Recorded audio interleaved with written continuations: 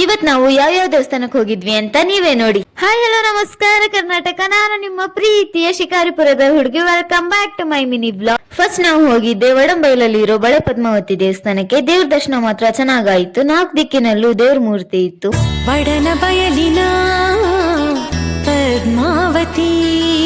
ಹಾಗೆ ಸುತ್ತಮುತ್ತ ಇರೋ ದೇವಸ್ಥಾನಕ್ಕೆಲ್ಲ ಒಂದೊಂದು ನಮಸ್ಕಾರ ಹಾಕಿ ಅಲ್ಲೇ ಪ್ರಸಾದ ಇತ್ತು ಅಂತ ತಿಂಡಿ ತಿಂದಿದ್ದಾಯ್ತು. ಇದನ್ನೆಲ್ಲ ಕಣ್ಣಿಂದ ನೋಡಿ ಕಂಗಾಲ ಆಗ್ಬಿಟ್ಟಿದೀನಿ.